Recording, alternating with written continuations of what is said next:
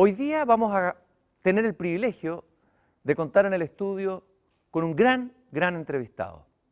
Hace 40 años en Chile se acuñó un concepto, el de autopoiesis, que tuvo un impacto, una trascendencia en distintas disciplinas, en medicina, en educación, en psicología, un impacto como pocas ideas acuñadas aquí en Chile han tenido nunca. Y uno de esos pensadores que trajeron a la vista este cambio de paradigma, esta nueva manera de mirar al hombre y al mundo y el conocer, fue el biólogo Humberto Maturana. Hoy día está con nosotros, aquí en Una Belleza Nueva, Humberto Maturana. Muchas gracias, Humberto, por estar aquí. Hola, encantado. Encantado de tenerte después de casi 10 años, yo creo, ¿no? Bueno, de la última vez. De la última vez que conversamos. Poco más de 10 años. Humberto Maturana ha sido Premio Nacional de Ciencias, ha sido candidato por ahí, por un experimento importante en el campo biológico al Premio Nobel, pero no cabe duda que es un pensador que se ha mantenido muy activo, que desde la biología nos ha hecho pensar quiénes somos, cómo somos, este animal, este mamífero, este hombre que conversa con lenguaje, con emociones. Y yo quería partir, Humberto, leyéndote una cita que yo sé que para ti es significativa, y es del libro Así habló Zaratustra de Nietzsche. En uno de los capítulos de este pensador alemán del siglo XIX, uno de los discursos de Zaratustra, dice: 3 transformaciones del espíritu os menciono. Cómo el espíritu se convierte en camello, y el camello en león, y el león por fin en niño. Y Nietzsche va a decir que la primera transformación, la del camello, el león es como el paso, un salto cuántico dentro de la historia del hombre. Pero la transformación más importante es la final, que es cuando el león es capaz de convertirse en niño. ¿Y por qué es más importante el niño que el león y el camello? Dice Nietzsche: inocencia es el niño y olvido, un nuevo comienzo, un juego, una rueda que se mueve por sí misma, un primer movimiento, un santo decir sí. Lo primero que te quiero preguntar es, ¿cuán importante fue para ti esta reflexión de Nietzsche? ¿Cuándo te encontraste con ella y qué resonancia sigue teniendo para ti todavía? Bueno, yo me encontré con Nietzsche cuando debe haber tenido 19 o 20 años, y estaba enfermo del pulmón en el sanatorio de Putaendo. ¿Tenías tuberculosis? Efectivamente, que era un sanatorio de tuberculosis. Yo estuve allí un año y, claro, uno se iba a morir, pero yo me iba a mejorar. O sea, no sabía, pero en fin, estaba en el proceso de mejorarme. Entonces, esa reflexión de Nietzsche es particularmente interesante porque lo pone a uno en la mirada de la posibilidad de empezar de nuevo todo. Si yo salía del sanatorio, yo era un niño, un primer movimiento, y la vida estaba abierta de otra manera, como quiera que hubiese sido antes. Así que para mí fue en ese sentido muy importante. Y sobre todo esto del desapego del deseo de poder o de potencia que implican el camello y el león. El abrirse a todo, un primer movimiento. Y es interesante que Nietzsche, que siempre habló del superhombre, que habló de la voluntad de poder, de pronto coloque al niño como el grado superior, digamos, a alcanzar, el estado superior a alcanzar. Yo pienso que es por allí por donde va lo que él quería del superhombre, porque en el fondo el superhombre viene a ser, como yo lo leía en esa época, el ser autónomo, el ser generador del propio mundo conscientemente, y por lo tanto hacerse responsable del mundo que se genera. Y eso es lo que yo pienso que evoca con esa metáfora de la transformación del espíritu. Humberto, la infancia es muy importante, la niñez es importante, tan importante que un filósofo, tal vez el más importante del siglo XIX, dice que el grado superior a alcanzar es el de ser niño. Esta idea tan bonita de el santo decir sí, el como abrazar la existencia con todo, con inocencia, con juego. Por lo tanto, tengo que preguntarte algo de tu infancia, que yo creo que también es un espacio de vida que para ti ha sido importante en tu reflexión. ¿Cómo fue tu niñez? Buena. Ajá. ¿Qué significa que fue buena? Porque aunque éramos muy modestos, en realidad no teníamos sensación de falta. La mamá me regaló la luna, por ejemplo, en algún momento, así que yo tenía el mundo a mi disposición para verlo, para sentirlo. Y ya no me acuerdo mucho, ¿eh? Pero me acuerdo de lo siguiente, que cuando entré al colegio Manuel de Salas, nos pidieron que escribiésemos un relato de nuestra autobiografía. Y yo escribí algo, que no me acuerdo lo que fue. Y mandaron a llamar a la mamá para preguntarle qué pasaba con este niño que era feliz.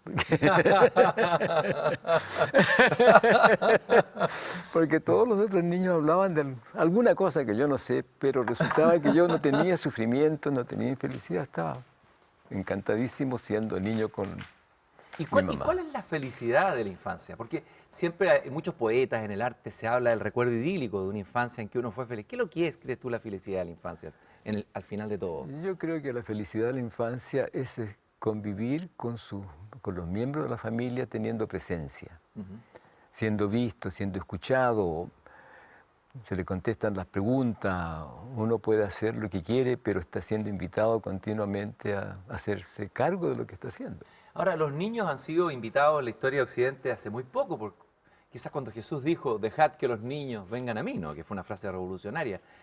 Pero durante mucho tiempo y hace pocas décadas, los niños como que pasaron de ser seres pasivos que escuchaban en la mesa lo que conversaban los adultos a ser ahora, según algunos, los tiranos de las casas. ¿Cómo crees tú que se ha dado la historia de la infancia, lo que tú has visto? No, yo creo que eso de pasar a ser el tirano de las casas no es tan bueno. ¿Ah? Yo creo que a veces se confunde el amar con una negligencia, con un dejar ser o hacer así nomás. No, el niño está allí, crece admirando a estos seres mayores que están ahí y quiere tener presencia en ellos, pero al mismo tiempo quiere ser guiado por ellos. Los niños quieren aprender a hacer bien las cosas que están haciendo y quieren tener la capacidad de actuar desde ellos. Entonces, ese es el espacio que los niños quieren. Jugar, hacer sus cosas, pero al mismo tiempo tener un espacio de referencia acogedor que los hace pensar sobre lo que hacen.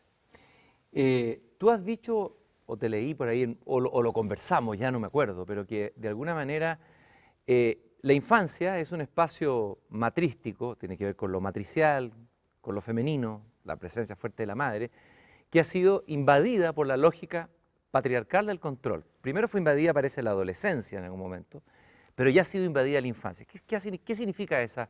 ¿Qué es lo que es esa invasión de la que tú hablas? Yo pienso que, no me acuerdo exactamente el momento en que dije eso, pero yo pienso que lo que ocurre ahora con la infancia es que el niño deja de ser niño y pasa a ser un proyecto. Y un proyecto no suyo, sino que de los adultos con los cuales está. Suena terrible eso, dejar de ser niño y pasar a ser un proyecto. Qué feroz. Exactamente, pues se tiene que preparar para el futuro, no vive su presente.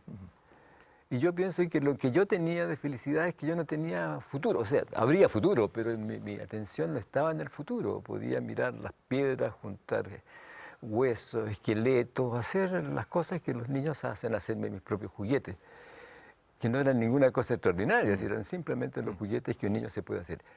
Pero esto de estar preparándose para un futuro, no lo recuerdo yo en mi infancia. Ni siquiera cuando estaba en el colegio, estaba ahí, encantado con lo que hacía. Eso que tú dices de estar ahí, tal vez ese sea el corazón de la infancia, es estar presente en la vida, ¿no? Exactamente. Que nosotros los adultos no sabemos estar presentes, pero tal vez los niños tienen un momento en que logran estar presentes. Los niños en el juego, y el vivir puede ser un juego, están en el presente. El juego no es una tarea banal, es estar haciendo lo que se está haciendo con la atención puesta allí y no en un posible resultado que uno sepa cuál va a ser el resultado.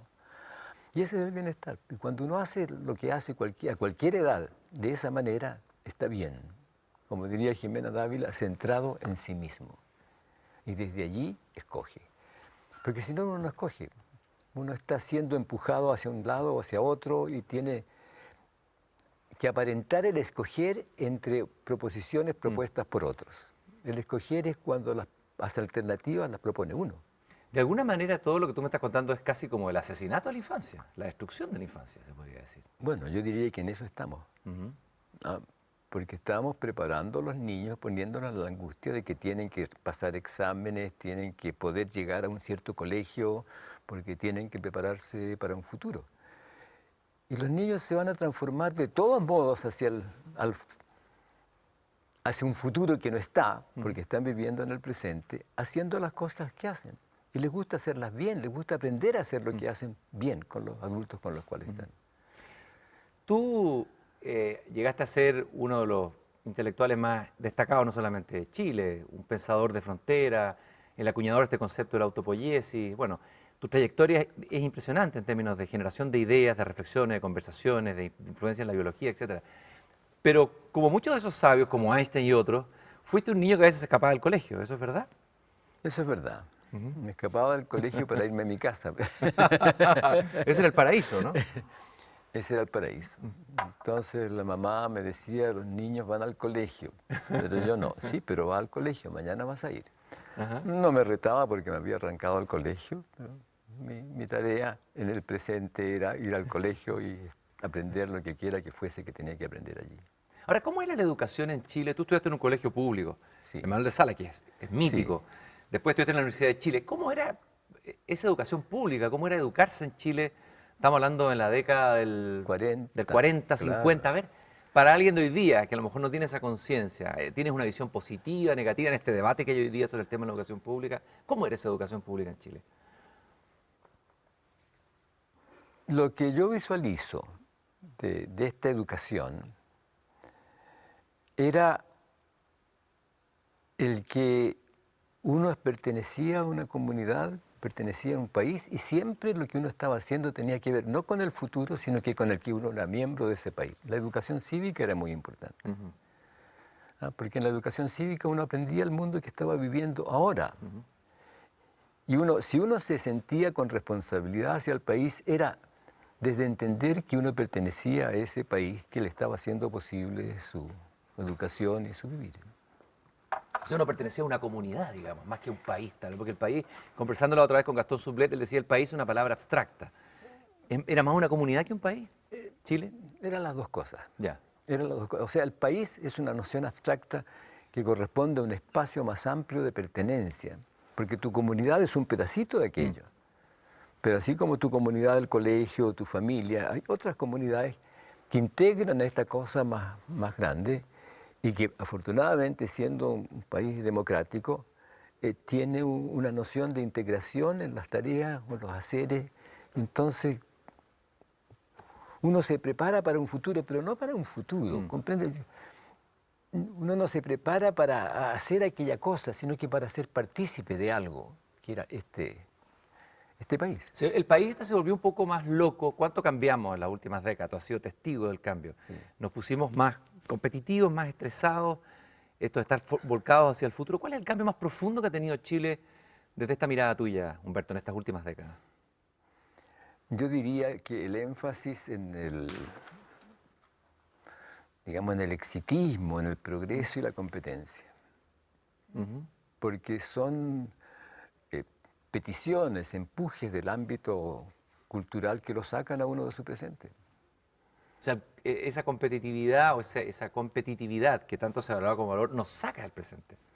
Claro. Nos expulsa de nuestro propio presente. Además, no lo sacan del presente de uno porque ponen a lo otro como referencia. En la competencia, el referente de lo que yo hago no soy yo, no son mis elecciones, sino que es lo que hace el otro. O sea, yo actúo según lo que está haciendo el de al lado. Exactamente, porque estoy compitiendo. ¿No? O porque tengo Miro el jardín de al lado, digamos. ¿Eh? Claro, y tengo que ser mejor que el otro. Hay que ser mejor. Es una invitación absolutamente imposible y absolutamente negadora de uno. Porque o sea, es la imagen que yo tengo del otro lo que tiene que ser lo que me guía a mí. Eso es desastroso. Porque de alguna manera me pierdo descubrir aquello que yo soy o que pudiera ser tal vez, ¿no? O me pierdo la responsabilidad y el placer de escoger desde mí, no en el vacío, pero desde mí. Humberto, la discusión a de educación hoy día en el país ha estado fuertemente en pensar, tenemos una segunda vuelta la próxima semana, el próximo domingo, presidencial, no sé, así los destinos del país. Se ha hablado mucho de la educación, que va a ser el énfasis del gobierno que sea. ¿Cuál crees tú que debiera ser el foco, el énfasis? Tuvieras que ir a lo esencial. Si tú pudieras ser ministro de Educación o asesor, generalmente en los ministerios no se escucha nunca a los sabios ni a los pensadores, pero juguemos un poco, hagamos la utopía. Si tú pudieras dar un consejo que pudiera ser escuchado por nuestra autoridad en el tema de la educación. Yo no sé si puedo dar un consejo, pero sí yo he tratado de escuchar qué es lo que piden los jóvenes, qué es lo que han estado pidiendo a lo largo de estos últimos años cuando dicen queremos una educación gratuita, sin lucro y de calidad. ¿A qué se refiere esa calidad? Y yo creo que esa petición de calidad se refiere justamente a lo que estábamos hablando, a que mi educación ocurra de tal manera que yo me siento partícipe del mundo en el cual estoy viviendo. Y lo que yo vivo hace sentido desde que yo puedo adquirir la autonomía para escoger y hacerme responsable de lo que hago. Porque eso es lo que le da sentido a uno, el que yo me puedo hacer responsable. Y entonces es eso lo que se pierde, yo creo, en estos momentos en la educación. Porque se confunde, digamos, como la temática central, el conocimiento y no se ve el entendimiento. ¿Cuál es la diferencia entre el conocimiento y el entendimiento? Entiendo que la educación hoy está centrada en el conocimiento, la acumulación de saber, etc. ¿Cuál sería una educación del entendimiento o de los entendimientos? ¿Cómo sería esa educación? Sería el guiar la mirada y los haceres de los jóvenes a darse cuenta cuál es el espacio en el cual lo que hacen tiene sentido. Y desde allí darse cuenta de que ellos pueden aprender cualquier cosa que otro ser humano pueda hacer y por lo tanto cualquier cosa que les estudie va a ser significativa en ese sentido, si es que ellos son capaces de mirarla siempre en un espacio más amplio donde hace sentido en la comunidad. Si yo estoy en el colegio y mi vivir no hace sentido en la comunidad y estoy ocupado de obtener un cierto resultado, estoy un poco en un vacío relacional. Y entonces, ¿de dónde obtengo yo el sentido de mi vivir? ¿Desde dónde mi vivir me inspira? Bueno, tú tienes un libro que se llama El sentido del humano. En el fondo yo creo que tú estás apelando a eso, una educación que tenga un sentido del humano, finalmente. Exactamente, y que le permita a uno no acumular conocimiento. Si los conocimientos los puedes encontrar a cada rato. Sobre todo hoy día, Humberto, en que Internet de alguna manera empieza a reemplazar a este profesor que transmite conocimiento. O sea, ¿qué es lo que puede hacer el profesor que no dé ya Internet, donde está toda la información? Lo más importante, guiar la mirada reflexiva al entendimiento.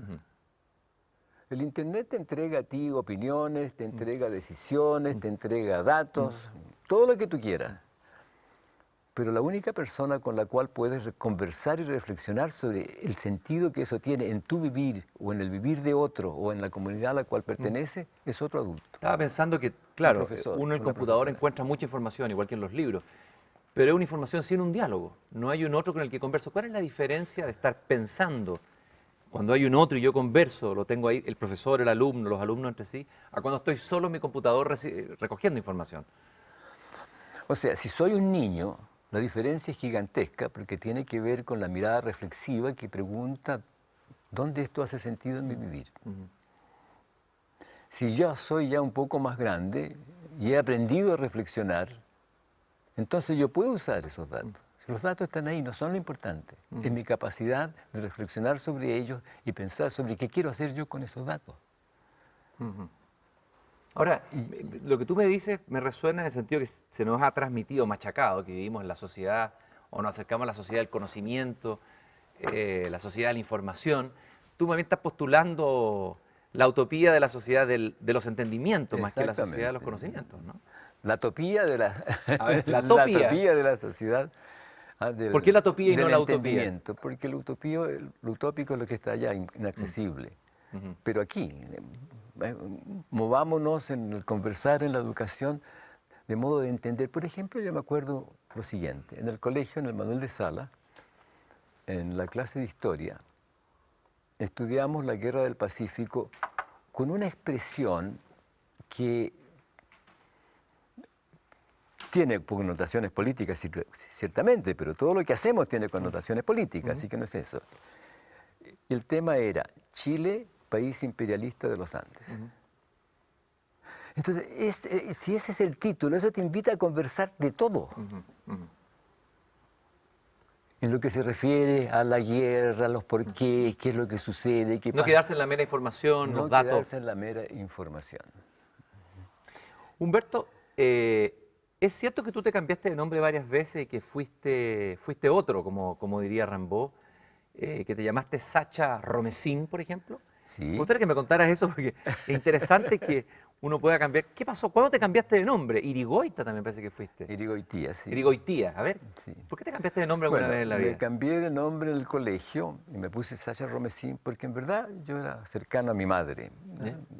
Mi padre existía, nunca me faltó en el sentido de que nunca se habló en mi casa de que no estaba el papá, pero se separó de la mamá o no se separaron ellos cuando yo tendría unos 2 años, así que ¿Pero era un padre ausente?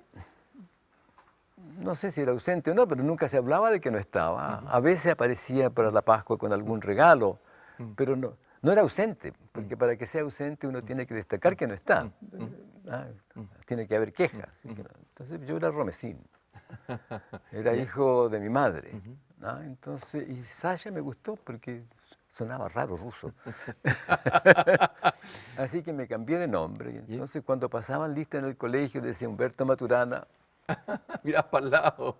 Humberto Maturana. Señorita, ahora se llama Sacha Romesín. Ahora, eso revela, es bonita esa anécdota porque revela algo más, y es que uno puede reinventarse, rebautizarse y nacer de nuevo muchas veces en la vida. Exactamente. Y yo me llamé Irigoitía ¿Ya? cuando estaba enfermo del pulmón, hospitalizado en el Hospital Salvador. ¿Ya? Yo estuve 1 año en El Salvador y después 1 año en el sanatorio. Y dije, yo no quiero ser, yo me voy a cambiar nombre, así que me llamé Irigoitía. Y tanto me llamé Irigoitía que cuando años después visité el hospital, me encontré con una de las personas que atendía allí y dije, señor Irigoitía, ¿cómo está? En fin, qué bueno. ¿Y por qué Irigoitía te pusiste? Para ser completamente distinto. No era yo el que estaba enfermo, sí. era el señor Irigoitía. Ahora, qué interesante que un cambio de nombre produzca, qué importante es el nombre que uno tiene o el nombre que uno elige o el nombre que le llega a uno, ¿no? Y aquí vamos a un punto, siempre he tenido la sensación, o sea, la idea de que uno puede reinventarse, de que tú tienes una fe muy grande en el ser humano. Al revés de todo lo que nos dicen los datos, las guerras, destrucciones, la crueldad. Incluso le escuché una entrevista que te hizo Fernando Villegas, que te citó a Thomas Hobbes. Claro, Hobbes dice que el hombre es el lobo del hombre. Pero tú en esa respuesta persististe en sostener así casi una fe ingenua en el hombre. ¿Por qué tienes tanta fe? Tú eres un biólogo, conoces al hombre muy bien, en este mamífero que ha cometido tantas barbaridades en las últimas décadas, guerras mundiales, bombas atómicas, todo lo que hemos visto. ¿Por qué persiste esa fe tuya en el hombre, en el ser humano, en nosotros? Porque el ser humano, como mamífero, nace una relación materno-infantil amorosa, de plena confianza en que va a ser acogido, contenido y amado. Ahora, a propósito de reinvención, en esta reinvención de los últimos años, este tema del amar, de la condición inicial de la relación del niño que hemos desarrollado con Jimena, que colabora con Jimena Dávila. Hay un libro que es El habitar humano, 6 ensayos de biología cultural, y tiene que ver con este proyecto del Instituto de Matrística que tú has desarrollado con Jimena. Exactamente. Sí. Entonces, este bebé nace abierto a todo. Es el primer movimiento del cual habla Niño de Nietzsche, ese santo de decir sí, ¿no? Exactamente. Y te va a sonreír, y te va a acoger, y se va a mover contigo en una danza de irte transformando en alguien, una persona, con los adultos con los cuales está. A veces nosotros decimos que el bebé nace casi diciendo, aquí estoy, encantado de ser acogido y amado por ustedes, y si me cuidan y son amorosos conmigo, seré un adulto serio, responsable y democrático. Ya, pero tú eres del bando de los seguidores de Rousseau que dice el hombre nace bueno y la sociedad lo corrompe. No, ¿crees en eso? El hombre no nace bueno, nace amoroso. Lo amoroso no es ser bueno, es tener confianza en el espacio en el cual uno se encuentra y moverse desde allí sin expectativas, sin exigencia, en un estado relacional que le permite ver y entender. Ahora, Humberto, sin embargo, toda la historia de Occidente, pero también de Oriente ahora, es la historia, casi uno diría, de la ira, de la guerra. Hay un libro que acaba de sacar un filósofo alemán muy interesante, Sloterdijk, que se llama algo así como El tiempo y la ira, ¿no? Parte desde la guerra de Troya, con Homero, todo lo que hemos escuchado. O sea, si el hombre es tan amoroso, ¿cómo es posible que tengamos una historia tan poco amorosa, digamos, de tanta destrucción, de tanto odio, de tanta competitividad, etcétera? A ver, ¿qué pasa? ¿Cuándo se produce este quiebre o esta caída? ¿Y no será una postura un poquito utopista, ingenua, una idea No, edulcorada del hombre original? no, porque no tiene que ver con el hombre original. Digamos, todo inicio es un punto de partida para posibilidades que van apareciendo en la historia. Y en esta historia, del bebé que nace amoroso, el gatito que nace amoroso,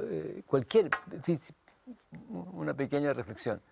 Si tú miras a cualquier animalito recién nacido, cualquier plantita que está creciendo, las reflexiones que uno hace tienen que ver con la belleza y tienen que ver con el encanto. Eso es verdad, es cierto. ¿No? O sea, es cierto. eso tiene que ver con nuestra biología. Evoca, o más bien gatilla, desencadena en nosotros esa respuesta acogedora. Pero también traicionamos. Traicionamos con la exigencia, traicionamos con los castigos. A los niños los castigamos, los retamos. No los invitamos a mirar y a reflexionar, sino que los retamos porque están haciendo algo que no nos parece que es lo que nosotros quisiéramos que hicieran. Entonces, estamos continuamente traicionando a los niños. Tal vez a mí no me traicionaron porque la mamá no me retaba, sino que me invitaba a mirar lo que estaba haciendo. Y enseguida tenemos teorías. Las teorías son algo muy interesante porque son constructos explicativos a partir de ciertas nociones primarias que uno considera como válidas. Y depende de estas condiciones primarias lo que configuro después como un desarrollo teórico. Bueno, si tú miras, toda discriminación se funda en una teoría que niega el amar. Toda discriminación, estoy poniendo mi cuellito en la guillotina. Sí. Toda discriminación se funde y se sostiene en una teoría que niega el amar. Y lo que pasa es que somos presentes de una historia de los últimos 20.000 años. Lo que tú llamas la cultura patriarcal, ¿no? Sí, claro. De una teoría que justifica la negación del otro. Y ahora, es muy bonito lo que tú dices, digamos, en el sentido que comienza a aparecer la imagen de un hombre, un ser humano con potencialidades amorosas, digamos, de comprensión, de emociones que tienen que ver con el escuchar, etcétera, etcétera, etcétera. El punto es cuándo se produce el quiebre, cuándo se produce esa pérdida y entender por qué históricamente, por ejemplo, esa cultura matriarcal fue finalmente suplantada por la patriarcal, que es la dominante y la que resultó finalmente. Esa otra cultura matriarcal donde en principio podríamos pensar, no sabemos todavía cómo era porque tal vez que era mejor que la nuestra, desaparece, porque declina en la historia humana. Yo creo que declina con la teoría de la apropiación y del poder, y con la adicción al ser servido. Ahí tú usaste la palabra adicción, la teoría. ¿Es verdad que los seres humanos somos adictos a las verdades y que eso es malo? Somos adictivos a cualquier cosa que nos produzca placer. Y la verdad o las verdades, nos instalamos las verdades y nos hacemos adictos y nos quedamos. O sea, si el ser poseedor de la verdad nos produce placer, porque la verdad, ¿en qué momento aparece la verdad? Cuando hay un conflicto de ideas.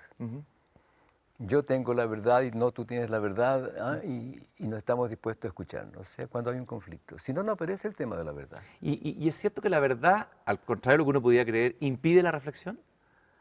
La posesión de la verdad impide la reflexión. O sea, el enemigo de la reflexión es la posesión del saber. Si yo sé, ¿cómo voy a soltar lo que sé para mirar si sé lo que digo que sé o no lo sé?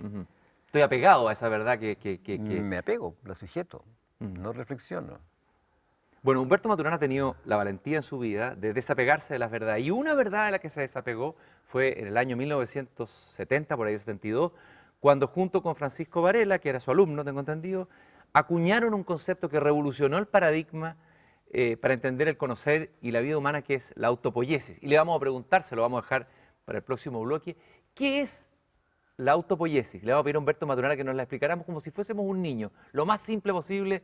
Luego de esta pausa regresamos en Una Belleza Nueva en esta interesante conversación con el gran pensador chileno Humberto Maturana.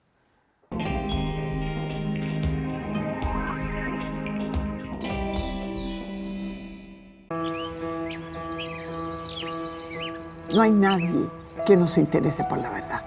No hay ningún bípedo implume. Por eso levanto mi bandera, mi símbolo, desde Antofagasta hasta Estocolmo, en esta mañana súbitamente invernal. Entre todos los infinitos números, que no existen números que satisfagan esta relación. Le dimos a nuestros cuerpos cadáveres el orgasmo que los vestía de ángeles.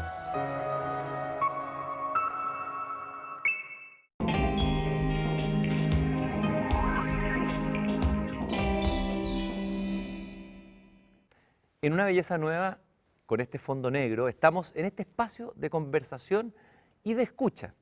Dos conceptos muy importantes en el pensamiento de Humberto Maturana. Se usa mucho la palabra conversación, pero ¿realmente conversamos? El conversar implica un escuchar.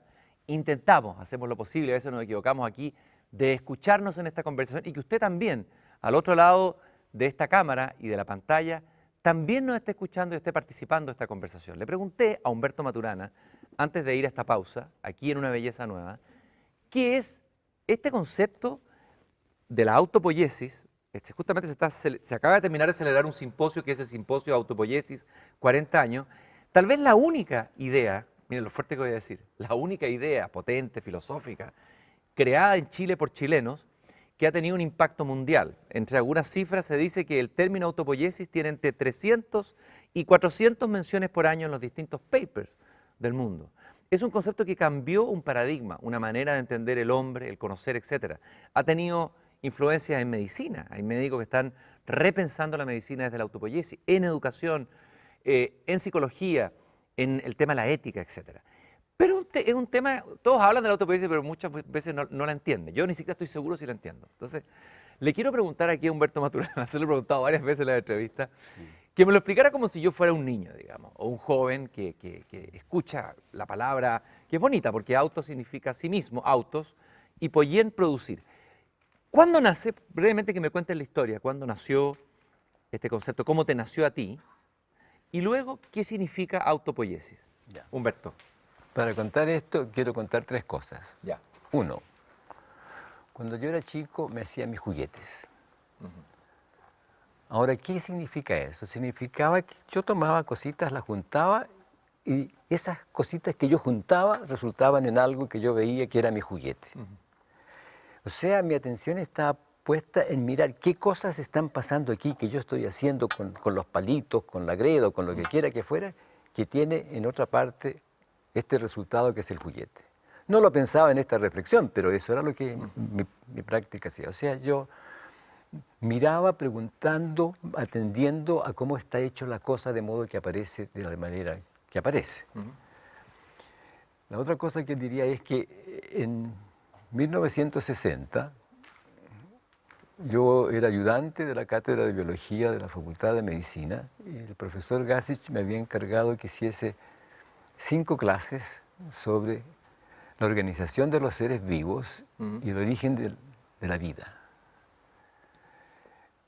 Y yo preparé mis clases y no hablé de la vida, sino que de los seres vivos. Y debo haber dicho en esas clases que la vida no existía, que existían los seres vivos. Porque la vida es como una abstracción, ¿no es cierto? Como una abstracción, porque no está por ahí, no suelta La por vida, ahí, claro. sino que los seres vivos. Y entonces un alumno me pregunta, usted dice que los seres vivos comenzaron en la Tierra hace 3.800 millones de años. ¿Qué comenzó hace 3.800 millones de años? De modo que usted puede decir ahora que los seres vivos comenzaron entonces. Esa fue su pregunta, esa fue la pregunta que yo escuché. Como diría Nicanor Parra, preguntas a la hora del té. Pregunta a la hora del té, precisamente. La preguntita, La preguntita. ¿Ya? Y yo me puse colorado porque pensaba que podía contestar y no podía. ¿Qué hace un profesor ahí ante una pregunta así? Normalmente el profesor responde al tiro, trata de salir al paso y quedar bien y contestar con una certeza. Un buen profesor, ¿qué es lo que tiene que hacer? Si la pregunta no tiene una respuesta. Decir no sé. Claro, lógico. Y eso es lo que tú hiciste. Y eso es lo que yo hice. Dije no sé. Pero si usted viene el próximo año, voy a proponer una respuesta. De modo que me di un año para contestar Bueno, ante esta pregunta. tamaña pregunta, claro. ¿Qué es lo que se Entonces, sabía? Perdón, cortito. Porque hasta el momento las definiciones de vida que habían Claro. eran más bien, se les había dejado como la filosofía, digamos. ¿Qué se entendía por vida? Eran cosas bien vagas o filosóficamente Bueno, abstractas. no se sabía. Si miraba uno los textos, los libros, decían que los seres vivos tenían moléculas de esta y esta clase. ¿Ya? Y entonces enumeraban las moléculas y yo me preguntaba, ¿y cuándo sé que la lista está completa? Tengo ¿Qué que hace saber, que esto sea claro, vivo? claro, tengo que saber lo que hace que sea vivo para saber si la lista está completa. Entonces yo cambié la mirada de la pregunta. No me pregunté qué es lo que comienza en términos de algo que tenga que ver con la vida, sino que qué tiene que haber pasado hace 3.800 millones de años en un conjunto de elementos moleculares, de modo que el resultado era tal que yo decía, he aquí un ser vivo. Entonces la pregunta era, ¿qué tiene que estar pasando dentro de esto, de modo que cuando eso resulta, lo que uno ve es un ser vivo? ¿Y qué es lo que pasa para que algo sea vivo? ¿Qué es lo que hace que seamos, como tú has definido, seres autopoyéticos? Algo que las mamás sabían hace mucho tiempo. Pero cuando la mamá le dice al niño o a la niña, Humbertito, tienes que comerte toda la comida, y Humbertito dice, no quiero porotos, mamá, no me gustan. Humbertito, tienes que comerte los porotos. ¿Por qué, mamá? ¿Por qué tengo que comerme los porotos? Porque los porotos se deshacen en tu estómago en pedacitos chiquititos que se meten en tu cuerpo y tu mismo cuerpo está juntando esos pedacitos de distinta manera y hace tus músculos, tus huesitos. De modo que tú te estás produciendo a ti mismo. Mamá, así que soy autopoyético. Claro. Eso es la continua producción de sí mismo que todo ser vivo es. La cicatrización de las heridas es una expresión de esa continua producción de sí mismo. O sea, el ser vivo se está siempre autoproduciendo. Eso La es. herida es muy buena imagen, ¿eh? Claro. Cuando uno tiene una herida, que a los niños sorprende, tengo una yaya, tengo una herida, no, empiezan a llorar y dicen, no, tu propio cuerpo autopoyético la va a sanar. ¿no? Exactamente, tu propio cuerpo en su ser, en tu ser tú mismo, un sistema que se produce a sí mismo, es lo que va a curar, es decir, va a hacer que tu estructura esté bien, en tu bienestar, para realizar tu vivir. Ahora, este descubrimiento que nace desde la biología tiene un impacto tremendo. Algunos lo consideran un cambio de paradigma en la manera de entender lo vivo y entender también el conocer, etcétera, la manera que conocemos, la manera que somos. ¿Cuál es el impacto y por qué tanto impacto? ¿Qué cambió? ¿Qué es lo que cambió en esta manera de mirar la vida? ¿Qué cambió y tal vez ejemplificarlo? Después en algún ejemplo en medicina. Una de las cosas que cambió es que se dejó de hablar de la vida. No se dejó, porque no se ha dejado. Sí, pero que la noción de autopoiesis trae consigo es que uno puede hacerse cargo de que no es la vida, sino que es el vivir. Que es la realización de la continua producción de sí mismo lo que hace al ser vivo ser vivo. Esa es una cosa. Pero hay otra cosa que es mucho más sutil, de la cual yo no quiero hacerme responsable. Porque ¿Sí? Y es que la noción de autopoiesis se confunde mucho con autoorganización. Entonces, para cualquier situación en la cual uno dice que habría autoorganización, la palabra autopoiesis aparece como seductora. Pero no significa que sea lo mismo. No, porque los seres vivos somos sistemas autopoyéticos moleculares. Y por eso es que yo he insistido incluso en este congreso en que esto que está implícito en lo que escribimos con Francisco en 1972, hay que hacerlo explícito. Jimena, mi colega, me decía todo el tiempo, pero es que lo que está implícito, a menos que se haga explícito, no se ve. Y en este caso, el que los seres vivos somos sistemas autopoyéticos moleculares. Entonces, si yo saco la autopoiesis, si no le pongo el adjetivo molecular, la puedo usar y la gente la usa de muchas maneras. Puede trajinar distintas. un poco la idea también, ¿eh? Pero la trajina. La trajina completamente. Pero los seres vivos somos sistemas autopoyéticos moleculares. Y no existe otro ámbito en el cual, de hecho, ese fenómeno puede ocurrir. Humberto, tú como profesor tienes que ser un profesor bastante especial. Ya fuiste alumno rebelde, te escapabas del colegio, te cambiaste de nombre varias veces, etcétera, etcétera. Tengo entendido que te parabas arriba de las mesas, como el Mr. Keating de la película La Sociedad de los Poetas Muertos, que tirabas ratones, culebras en las clases, que algo salió de un huevo, algo salió un ratón, algo pasó, un ratón salió un huevo, no sé. A ver, cuéntame un poco cómo eras como profesor. Bueno, yo pensaba que yo tenía que, no pensaba de que tenía, sino que me parecía a mí que lo natural era que yo hiciese mis clases con espacios reflexivos, ¿no? Preguntando, creando situaciones en las cuales lo que pasase en la clase tenía que surgir de una situación que invitaba a la reflexión. Entonces, efectivamente, una vez yo ya estaba en la clase y no me acuerdo exactamente de qué estaba hablando, pero pongo la mano en el bolsillo del delantal y saco un huevo. Dije, yo traigo para mi almuerzo un huevo. ¿Qué espera uno que salga de un huevo? Entonces todos gritan un pollo y se me cae el huevo y sale un ratón. Y estaba hablando justamente de determinismo estructural, ahora me acuerdo. No usaba esa expresión, pero seguramente estaba hablando de determinismo estrucral. Y En el fondo, le querías mover el piso a los alumnos. pero por supuesto, Claro. eso era. ¿Y no es la pedagogía finalmente eso, ser profesor, no es mover el piso al alumno? ¿Cuál es la tarea del profesor finalmente? Invitar a la reflexión y a usar los conocimientos que tenga para configurar reflexiones y entender de qué se trata lo que está haciendo o hablando o lo que quiere hacer. Hay otro campo de ideas, la autopoiesis, ya vimos el impacto que está teniendo a nivel mundial. Yo diría, no sé si una pelea tuya con Charles Darwin. Tengo aquí El origen de las especies, este libro que, según algunos, cambió la manera de ver el hombre. Algunos piensan que la teoría de la evolución de las especies es la más revolucionaria y al mismo tiempo la que más se ha sostenido en el tiempo sin ser refutada. Pero lo interesante es que tú, de alguna manera, la has refutado, porque Darwin habla de la competencia, y tengo entendido que esa noción de competencia la sacó de los economistas de su tiempo. Y tú dices que el ser humano por esencia no es competitivo y que la vida no es competitiva. Quiero que me expliques brevemente, tienes 3 minutos o 2 minutos para refutar a Darwin aquí en Una belleza nueva, Humberto. No es una refutación a Darwin. Darwin en su época no podía ver lo que yo voy a decir ahora. Y no lo podía ver por todo el espacio reflexivo, particularmente de la física newtoniana de su época. El suceder del vivir ocurre en su ocurrir en un presente cambiante continuo. Sucede, no en comparación o en competencia con otros. El vivir se desliza igual que el equilibrista moviéndose de tal manera que conserva el bienestar. Esto es un poquito como el río de Heráclito, ¿no? Ese río en el que uno se baña 2 veces en el mismo río, un poco esa idea que viene de Heráclito, el fluir de un río podría ser. No tanto el fluir del río como el que tú vas en un bote en el río y te desplazas en el río según las circunstancias de la corriente en ese momento y ves lo que ves según ese momento. Ese sería el vivir. Ese es el vivir. Que uno a veces quiere detenerlo, sacar una foto y decir, esto es, pero eso no es. Es una deriva. En la deriva, si alguien dice que está en un bote a la deriva, está diciendo, estoy en un bote, estoy conservando mi organización, flotando y no sé hacia dónde voy. En el vivir, el organismo no sabe hacia dónde va. Nosotros, las personas, nos inventamos un futuro y este futuro lo hacemos parte del presente y estamos atrapados en la invención del futuro y no vivimos nuestro presente.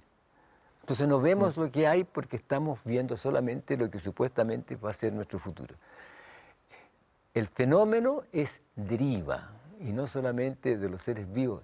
El cosmos es un sistema a la deriva. Pero la deriva no es una cosa negativa, solamente dice no se puede predecir lo que va a pasar desde lo que está sucediendo en el momento determinado. Decíamos en el bloque anterior, tú los decías de que los seres humanos somos adictivos y una de las cosas a las que somos adictivos son a las verdades. Nos aferramos a ciertas verdades y nos quedamos, agarramos una verdad y ahí nos quedamos pegados a esa verdad a lo mejor por toda la vida y nos hacemos rígidos, no flexibles, como la caña de bambú, de las imágenes zen y qué sé yo. Hay ciertas ideas que han cristalizado en nuestra sociedad, en nuestra manera de ser. La idea de la competitividad, la llamada innovación, que a esta altura es ya un cliché, son varias ideas, ¿no? Y las ideas que fundan toda la teoría de la economía de mercado como la única posibilidad de funcionamiento de una sociedad. Pero esas están basadas al final en verdades, de fondo, o ideas o creencias. Me gustaría que las fueras refutando, cortito, así cada una, desmenuzando aquí, pero desde la biología, desde lo que somos, así brevemente, porque nos queda 1 minuto en este bloque. Bueno, primero, toda teoría es un constructo racional a partir de ciertas premisas fundamentales no racionales. aceptadas a priori, sea teoría económica, sea teoría física, sea teoría filosófica, como O teoría. sea, quiero entender bien, que detrás de las teorías hay una emoción. O sea, que en el fondo se encubre con una idea, pero hay una emoción detrás. Es una emoción que hace desde donde uno escoge ciertas premisas fundamentales. Las premisas fundamentales, cualquiera, en cualquier sistema racional, son arracionales, son aceptadas a priori. A uno le pueden parecer racionales, pero son aceptadas de uno. ¿Por qué esta? Porque a mí me gustan. Eso es, ¿ah? Entonces, toda teoría es refutable en el sentido de que uno puede preguntarse si quiere seguir sosteniendo los fundamentos que las cosas, digamos, las premisas fundamentales desde donde se construye. Pero para eso tengo que estar dispuesto a preguntarme por los fundamentos. Y lo corriente es que uno tenga teorías y no quiera preguntarse o niegue la posibilidad de preguntarse por los fundamentos y las transforme en doctrinas. Y en dogmas, por decirlo de alguna Por lo manera, porque hay tanto, dogmas económicos, no solo Por religiosos. lo tanto, en dogma. O sea, si yo quiero preguntarme, ¿es posible un modo de convivencia en el económico, en el oikos, en el hogar, distinto del que tenemos que preguntarnos cuáles son los fundamentos de donde tenemos la teoría económica que tenemos actualmente. Y encontrar si yo quiero seguir con esos fundamentos o no. Humberto, tenemos que interrumpir el fluir de este conversar, como tú llamas, en el emocional, porque hay una emoción, yo estoy muy supuesto contento que sí. de estar aquí conversando contigo, es una felicidad inmensa y se me van Gracias. quedando los minutos, me van atrapando, pero quiero dejar una pregunta planteada para el próximo bloque. Hay un libro que fue fundamental, que fue El árbol del conocimiento, casi fue un bestseller en su tiempo, publicado, que tú publicaste con Francisco Varela. Y hoy estás preparando un libro que se llama El árbol de la vida. No, el árbol del vivir. El árbol del vivir. ¿Cómo se pasa? ¿Qué pasó en ti desde que publicaste un libro que era El árbol del conocimiento, eliges la palabra conocimiento, a escribir un libro que se llama El árbol del vivir? ¿Por qué este cambio al conocimiento al vivir? Vamos a una pausa y ya volvemos con este lujo de conversación con el pensador chileno Humberto Maturana en Una belleza nueva.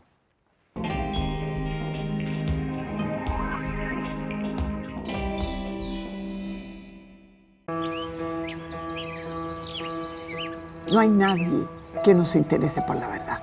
No hay ningún bípedo implume. Por eso levanto mi bandera, mi símbolo, desde Antofagasta hasta Estocolmo, en esta mañana súbitamente invernal. Entre todos los infinitos números, que no existen números que satisfagan esta relación.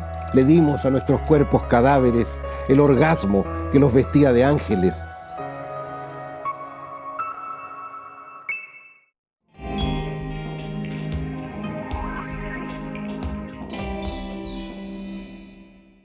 Estamos en Una belleza nueva, en este día domingo, aquí en la red, gracias al auspicio del Banco Santander, un espacio de escucha, de conversación, y hemos estado conversando con Humberto Maturana, gran biólogo, pensador, haciéndole preguntas, algunas bastante difíciles. Ya refutó a Darwin, ya refutó a toda la teoría sobre la que está fundado el capitalismo, el individualismo, etc.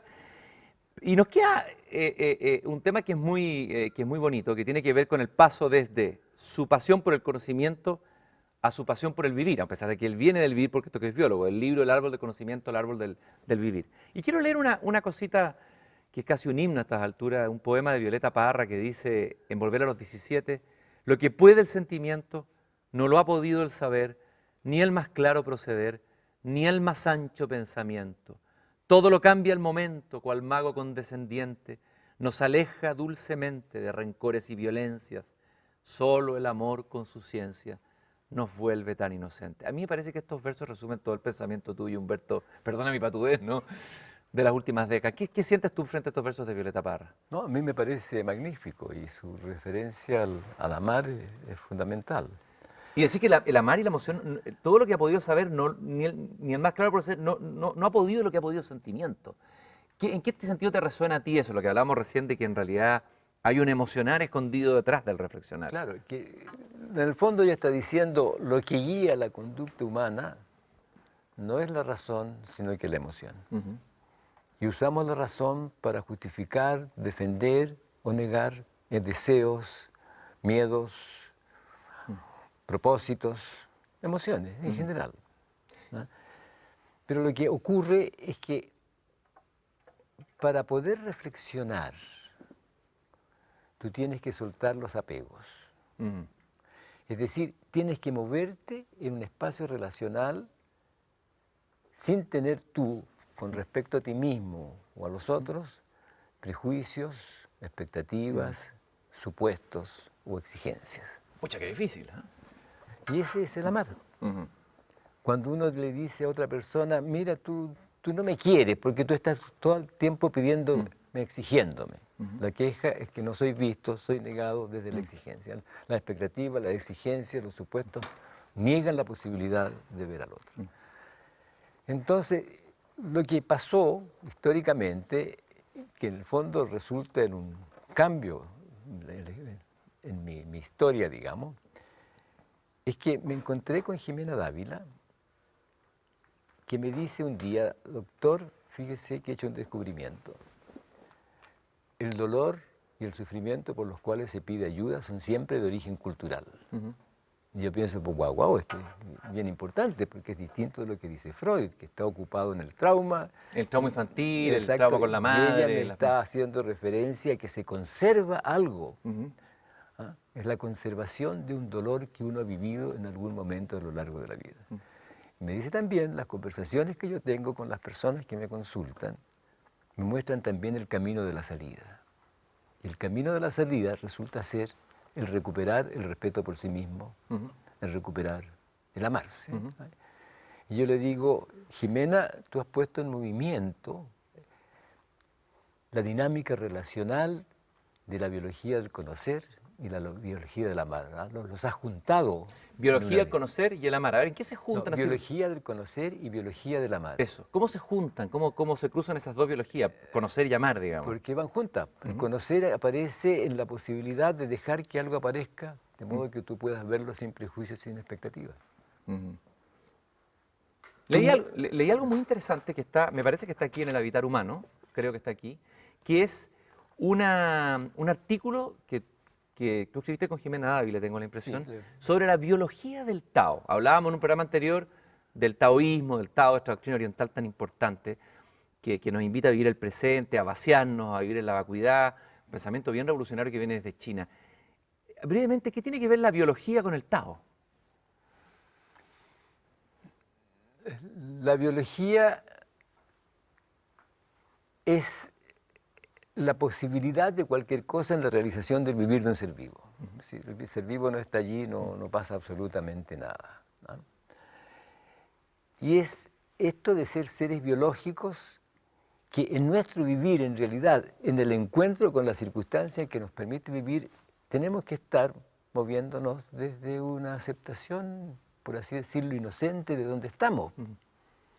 Porque si tenemos prejuicios o exigencias sobre nuestras circunstancias, no la vemos. Y si no la vemos, cometemos errores y nos morimos. Nuestro nicho no se conserva. Así que la posibilidad del vivir mismo y realización y conservación del vivir está en poder moverse en la deriva, en dejar que las cosas aparezcan para ir escogiendo, de modo que son nuestros deseos, nuestras preferencias, nuestras emociones las que guían nuestro vivir. Pero si tenemos expectativas, exigencias, supuestos, entonces eso distorsiona, eso es lo que vemos y terminamos con alguna dificultad. Ahí estamos volviendo a la idea original de Nietzsche cuando habla de que hay que transformarse en niño. El camello tiene que transformarse en león el niño, inocencia es el niño y olvido, un nuevo comienzo, un juego, un santo, decir sí. Exactamente. Y entonces lo que hemos hecho en este libro que está por aparecer, que se llama El Árbol del Vivir, es mirar los distintos caminos del vivir que aparecen en el momento en que uno atiende a las distintas circunstancias de convivencia en las cuales uno se encuentra. ¿Ah? Puede ser la convivencia, pero lo que hace posible el ver allí es el amar. Son distintos modos de vivir, por eso libros del vivir, en los cuales el amar permite ver caminos posibles y que han pasado y que se están dando y que están ocurriendo en las cosas que hacemos. En De nuestra alguna convivencia manera tú social. estás redefiniendo, Humberto, esta noción griega que tuvo Aristóteles del hombre. El hombre era el hombre que hablaba, el hombre racional primero. Así se define al hombre, un animal racional y un animal de lenguaje. Pero tú parece que estás definiendo al hombre como un animal que ama. Me parece que esa es la definición de fondo al final de todo. O sea, lo que estoy diciendo es que lo que nosotros en los últimos 14 años hemos destacado es que la emoción que funda la posibilidad de la existencia humana es el amar. porque es la emoción que funda la familia, la emoción que hace posible la permanencia en la convivencia, donde puede surgir el lenguaje como un modo de convivir en el placer de hacer juntos las cosas del vivir cotidiano. Como te lo dije alguna vez, entonces Jesús era un gran biólogo cuando dice, ámense los unos a los otros. Claro, y cuando dice, amaos los unos a los otros como yo os he amado. ¿Y qué es lo que hace Jesús? Dejarlo aparecer. No castiga al pecador pensando que es pecador, lo deja aparecer y lo ve como persona. Porque si tú no lo dejas aparecer, o sea, si no lo amas, no lo puedes ver. Humberto, yo te quiero agradecer tu presencia aquí en este espacio de escucha y conversación. Después de 10 años, espero que no tengan que pasar 10 años para que volvamos a seguir conversando. Ha sido para mí un regalo, espero que para todos los que nos acompañen también. Agradecerte tu contribución al pensamiento, tu trayectoria impecable, creativa, abierta, danzante, en ideas, en cruces. Felicitarte por mantenerte alerta y vivo, y yo creo que esta reflexión nos ayuda a enfrentar la segunda vuelta y cualquier vuelta de la vida con una mirada de altura, con un aprendizaje desde dónde se puede construir algo mejor para nuestra vida, para el país, también para el mundo. Muchas gracias, Humberto, por estar aquí en Una Belleza Nueva, haber estado aquí. Muy buenas noches.